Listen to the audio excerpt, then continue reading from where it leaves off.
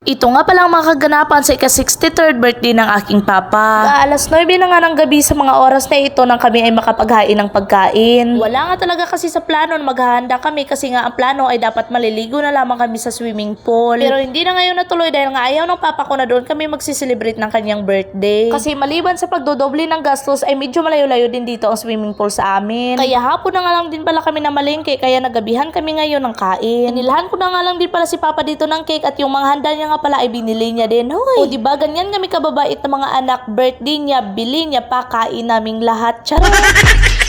By the way, wala din naman kaming madaming bisita dahil nga wala kaming invite kasi nga hindi namin alam na maghahanda kami. Mga pinsan ko na nga lang din pala ang nandito at yung dalawang kapatid ng papa ko. Tinawag na nga lang din pala ng kuya ko dito ang mga tropa niya para nga may kasabayan silang mag-inom. Ito nga palang lahat ang mga handa ng papa ko. Meron nga pala ditong sinugbang panga, kinilaw na tuna, sinigang na salmon head at meron din ditong cake, meron din tayong sutanghon gisado. Meron din pala tayo ditong sinabawan na native ng manok at syempre hindi mawawala ang mga dessert. Sa ate ko nga pala dyan ang maha blanca at sa akin naman ang macaroni salad at nagluto din kami dito ng suman. At dahil nga pala gutom ng lahat, agad ko naman pala tinawag ang papa ko para mag-picture-picture sila dito ng mama ko. Hindi na nga pala kami sumali dyan ng mga kapatid ko para nga madaling matapos. Tinawag din pala namin dito ang uncle ko para siya mag-lead ng prayer. Maraming salamat Panginoon sa isang taon na naman ng buhay na ibinigay mo sa aming papa. Sana'y maraming kaarawan pang ibigay mo sa kanya at syempre magandang katawan sa araw-araw. Kung bibigyan man ako ng isang kahilingan pa, yun ay ang pahabain ang buhay nyo ni mama. Hindi man tayo perfectong pamilya dahil minsan hindi din tayo nagkakaintindihan, pero hindi pa din mawawala ang salitang respeto at pamilya. Kaya maraming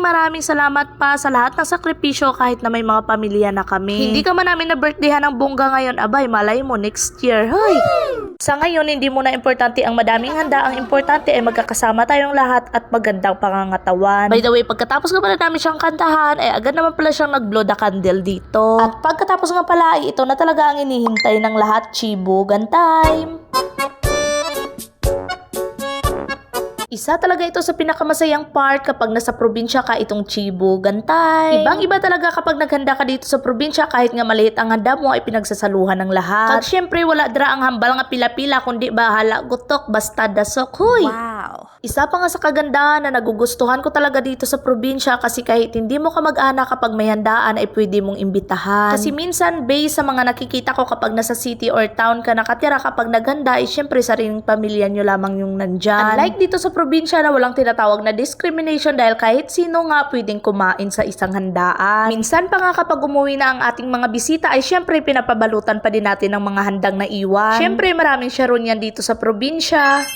Isa din talaga sa napansin ko kapag may handaan dito sa bahay, hindi talaga ako nagugutom pag chibugan time na. Makakaramdam lamang ako ng gutom kapag nakita kong paubos ng mga ulam. Yung tipong hahanapin mo pa yung isang pagkain pero nakikita mo namang paubos na. Nakikita ko pa lang kasi ang mga bisita na busog na, ay syempre nabusog na din ako, charis.